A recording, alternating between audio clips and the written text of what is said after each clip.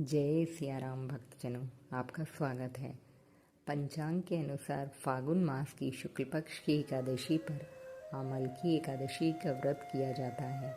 ये एकादशी हिंदू धर्म में विशेष महत्व रखती है। इस तिथि पर भगवान विष्णु के साथ साथ आंवले के पेड़ की भी पूजा की जाती है। पूर्ण फल की प्राप्ति के लिए आमल की एकादशी के दौरान इसकी व्रत कथा का पाठ या श्रवण अवश्य करना चाहिए। आइए भक्तजनों, श्रवण करते हैं आमल की एकादशी व्रत कथा का। एक बार की बात है, 88,000 ऋषियों को संबोधित करते हुए सूत जी ने कहा, हे विप्रो, प्राचीन काल की बात है। महान राजा मानधाता ने वशिष्ठ जी से पूछा, हे वशिष्ठ जी, यदि आप मुझ पर प्रसन्न हों तो ऐसे व्रत का विधान बताने की कृपा करें जिससे मेरा कल्याण हो। महर्षि वशिष्ठ जी ने कहा, हे राजन, सब व्रतों से उत्तम और अंत में मोक्ष देने वाला आमल की एकादशी का व्रत है। राजा मानधाता ने कहा, हे ऋषि श्रेष्ठ, इस आमल की एकादशी के व्रत की उत्पत्ति कैसे हुई? इस व्रत के करने का क्या विधान है? हे वेदों के ज्ञाता, कृपा कर ये सब वृतांत मुझे विस्तार पूर्वक बताएं। महर्षि वशिष्ठ ने कहा, हे राजन, मैं तुम्हारे समक्ष विस्तार से इस व्रत का वृतांत कहता हूँ। ये व्रत फागुन मास के शुक्ल पक्ष में होता है। इस व्रत के फल के प्रभाव से सभी पाप समूल नष्ट हो जाते हैं। इस व्रत का पुण्य 1,000 गौदान के फल के समान है। आंवले की महत्ता उसके गुणों के अतिरिक्त इस बात में भी है कि इसकी उत्पत्ति भगवान विष्णु के श्रीमुख से हुई है। अब मैं आपको एक पौराणिक कथा सुनाता हूँ, ध्यानपूर्वक श्रवण करो। प्राचीन समय में वैदिक नाम का एक नगर था। उस नगर में ब्राह्मण, वैश्य, क्षत्रिय, शूद्र चारों वर्ण के मनुष्य प्रसन्नतापूर्वक निवास करते थे। नगर में सदैव वेद ध्वनि गूंजा करती थी। उस नगरी में कोई भी पापी, दुराचारी, नास्तिक आदि न था। उस नगर में चैत्रथ नामक चंद्रवंशी राजा राज्य करता था। वो उच्च कोटि का विद्वान तथा धार्मिक प्रवृत्ति का व्यक्ति था। उसके राज्य में कोई भी निर्धन एवं लोभी नहीं था। उस राज्य के सभी लोग भगवान विष्णु के अनन्य भक्त थे। वहाँ के छोटे बड़े सभी निवासी प्रत्येक एकादशी का उपवास करते थे। एक बार फागुन माह के शुक्ल पक्ष की आमलकी नामक एकादशी आई। उस दिन राजा एवं प्रत्येक प्रजाजन, वृद्ध से बालक तक ने आनंद पूर्वक उस एकादशी का उपवास किया। राजा ने अपनी प्रजा के साथ मंदिर में आकर कलश स्थापित करके तथा धूप, दीप, नैवेद्य, पंचरत्न, छत्र आदि से धात्री का पूजन करने लगा। वे सभी धात्री की इस प्रकार स्तुति करने लगे, हे धात्री, आप ब्रह्मा स्वरूपा हैं। आप ब्रह्मा जी द्वारा उत्पन्न हो तथा सभी पापों का नाश करने वाली हैं। आपको नमस्कार है। आप मेरा अर्थ स्वीकार करो। आप श्री रामचंद्र जी के द्वारा सम्मानित हैं। मैं आपसे प्रार्थना करता हूँ कि मेरे सभी पापों का हरण करो। उस मंदिर में रात को सभी ने जागरण किया। रात के समय उस स्थान पर एक बहेलिया आया। वो महापापी तथा दुराचारी था। अपने कुटुंब का पालन वो जीव हिंसा करके करता था। वो भूख प्यास से अत्यंत व्याकुल था। कुछ भोजन पाने की इच्छा से वो मंदिर के कोने में बैठ गया।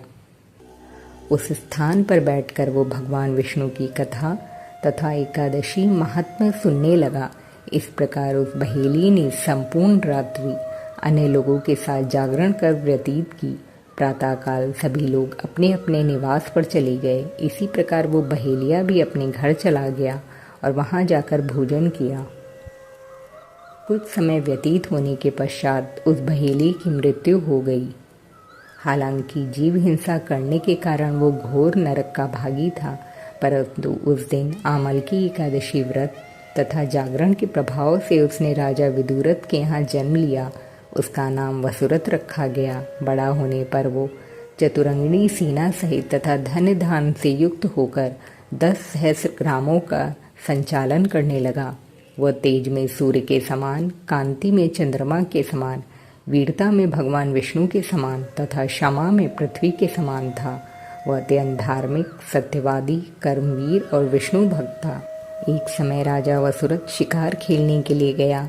दैवयोग से वो वन में रास्ता भटक गया।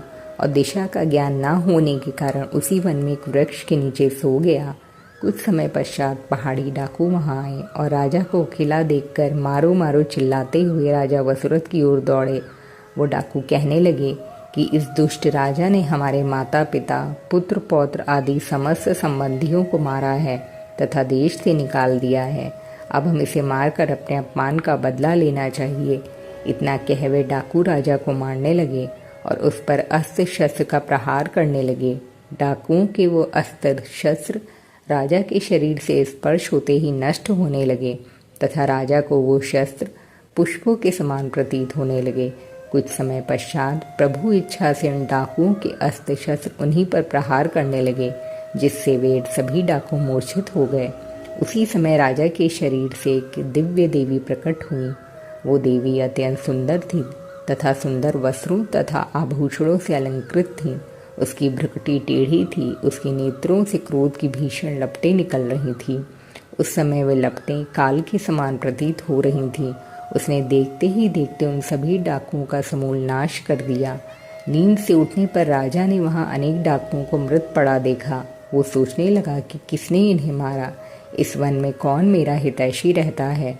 राजा वसुरत ऐसा विचार कर ही रहा था कि उसी समय आकाशवाणी हुई, हे राजन, इस संसार में भगवान विष्णु के अतिरिक्त तेरी रक्षा कौन कर सकता है। इस आकाशवाणी को सुनकर राजा ने भगवान विष्णु को स्मरण कर उन्हें प्रणाम किया। तत्पश्चात अपने नगर को वापस आ गया और सुखपूर्वक राज्य करने लगा।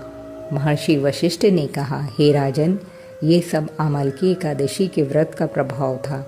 जो मनुष्य एक भी आमलकी एकादशी का व्रत करता है वो प्रत्येक कार्य में सफल होता है तथा अंत में वैकुंठ धाम को पाता है। भगवान श्री हरि की शक्ति हमारे सभी कष्टों को हरती है। ये मनुष्य की ही नहीं अपितु देवताओं की रक्षा में भी पूर्णतया समर्थ है। इसी शक्ति के बल से भगवान विष्णु ने मधुकैटभ नाम के राक्षसों का संहार किया था।